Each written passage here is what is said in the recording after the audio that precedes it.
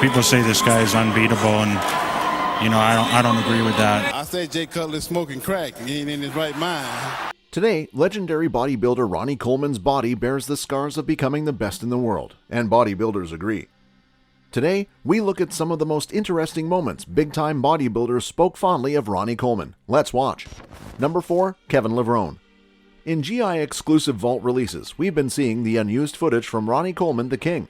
Most notably, there's been some debate about Ronnie's hardcore lifting lifestyle. Some, like Dorian Yates, thought it was unnecessary due to the risk. He doesn't think the heavier weight gave Ronnie a better physique. Ronnie himself thinks it is directly responsible for his iconic physique. In GI's exclusive, Kevin Levrone explains why he believes that Ronnie Coleman's strength is beyond human and a gift from God. Kevin Levrone makes one thing clear: there is nothing normal about Ronnie Coleman and his talents. As far as Levrone is concerned, Ronnie is a once-in-a-lifetime athlete.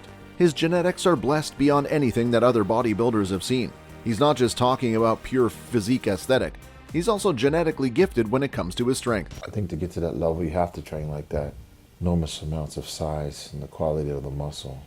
That can't be done through just sitting there. He put the workload on his muscles to make them get to a level to where there were deep cuts, deep striations, and hard work. Where he is going to and train like that and withstand that and live like that and do that and do that and do that, you don't have a chance against him.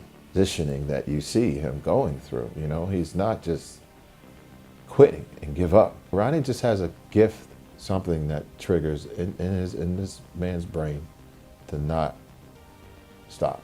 He makes the best out of the situations that he has, and it's incredible. Number 3. Flex Wheeler. In this episode of Mind Pump Podcast, Sal and Adam speak with legendary bodybuilder Flex Wheeler, arguably one of the best physiques of all time. Although they talk about bodybuilding, this episode touches on a variety of hot topics, including self-hurt, drugs, race relations, etc. However, the part that interests us the most is the behind-the-scenes talk about Ronnie Coleman. Let's watch what Flex Wheeler had to say. Ronnie will always be the king. I hope I'm alive and hope it's safe to look at the person who beats his best physique ever. That's one thing a lot of people don't know. Ronnie turned pro and competed as a pro naturally for a long time. First call out, I think Ronnie was in the third call out. We never even met each other on stage, but I remember watching him and standing behind him like, God dang. Ronnie Coleman, I think he has like maybe 2 million followers. Come on, he's the king. Ronnie will always be the king.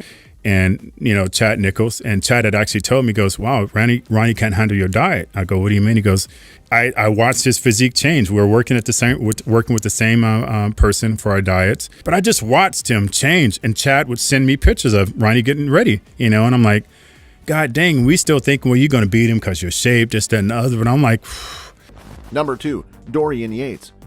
We can all agree, Ronnie Coleman has long since been considered one of the greatest bodybuilders in the history of the sport. This is largely because of his massive physique and equally impressive conditioning. But in the filming of Ronnie Coleman the King, GI asked other pro bodybuilding legends what quality gave Ronnie that extra push to become the best. How did he achieve one of the most massive and shredded physiques of all time? In GI's GI exclusive vault interview, Dorian Yates reveals the most important quality that made Ronnie Coleman special. Their full interview conversation with Dorian Yates during the filming of Ronnie Coleman the King couldn't all make it into the final film. That's why they've been releasing extended segments from their GI vault to give further insight into not only Ronnie, but the sport of bodybuilding as a whole. He's handling it well, he's laughing and he's smiling, and he seems to be okay. People won't forget that. His name will go on forever. So that's the nature of a champion, but it can become self-destructive at some point. One question they asked that didn't make it fully into the film: what made Ronnie Coleman special? Dorian Yates gives a standard answer to start. It's obvious when you see photos or video of him competing. Ronnie Coleman had an insane size and insane conditioning to match. He accomplished a level of shredded physique thought impossible for a bodybuilder that size. There's no special insight there, it's all on face value. Anyone can see what made Ronnie a legend in the first place. But then Dorian Yates answers further. There's a certain quality behind the muscle and conditioning that took Ronnie Coleman a step above the competition. Of course, hard work and genetics play a large role, but that's not what Yates is referring to during this conversation.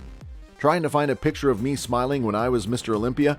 You'll be hard-pressed to find those because it's tough, Dorian Yates states in the interview. He continues, and I didn't feel like smiling because I was in a war. It was a war with myself and everyone else, and so on. But Ronnie managed to do it all the time with a smile on his face, so I think he'll probably be remembered for that. Let's watch. I think Ronnie is special because he set that standard of size and condition, which hasn't been matched since, and I probably won't be. It was a war with myself and everybody else and so on, but Ronnie managed to do it all the time with a smile on his face, and his interaction with the fans. He loved to be with the fans all the time and so on. You know, trying to find a picture of me smiling when I was Mr. Olympia and training for Mr. Olympia, you're hard pressed to find one of those. Ronnie seems to be staying there. So, Number 1, Jay Cutler. After years of being the perennial runner-up, Jay Cutler was able to dethrone the great Ronnie Coleman and win the Mr. Olympia. A decade and a half later, he reflects on that moment and what it meant to him. When you beat Ronnie Coleman, you really don't fear anything else in your life, to be honest. You have to be a dog, man. You got to do it. You got to want to fight, question our rivalry, because the magazines would kind of put this way against us. But Ronnie and I were enemies when I got on that stage, even though we were friendly off the stage and wanted to beat this guy. I had no respect for him when I got on that stage. The onstage career of Cutler has two fairly distinct parts. What most people know him for is the fact that he was able to win 4 Mr. Olympia titles across 5 years, only briefly disrupted by Dexter Jackson in between. However, there was also the part of his career where Jay seemed to always be the bridesmaid but never the bride. Between 2001 and 2005, the Massachusetts-born bodybuilder found himself coming in second place at every single event he competed in. I got second. You know, it was a kind of a decision. Ronnie was scared as shit. You know, I saw it for the first time. After this run of second-place scores, Jay Cutler was finally able to win the 2006 Mr. Olympia, breaking the legendary Ronnie Coleman's 8-year reign as champ. Speaking in a recent interview, Jay explained just how much this moment meant to him. He started off by going on record to say that Ronnie Coleman was the greatest bodybuilder to ever do it, and he looked up to the legend. When you beat Ronnie Coleman, you really don't fear anything else in your life. I battled the best of the best.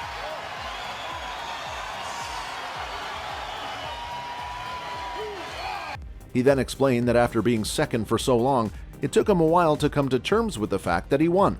To the 2006 Mr. Olympia, Jay Cutler! From there, Jay Cutler goes on to explain that top bodybuilders were portrayed as perfect in magazines, so there was a certain expectation that fans had when they met him. However, he knows that all of these bodybuilders had their own issues going on behind the scenes and were far from the perfect expectations set before them. So that makes him appreciate the vulnerable moments that he had early in his career before he found success. It is crazy to look back on the career of Jay Cutler and see how far he came.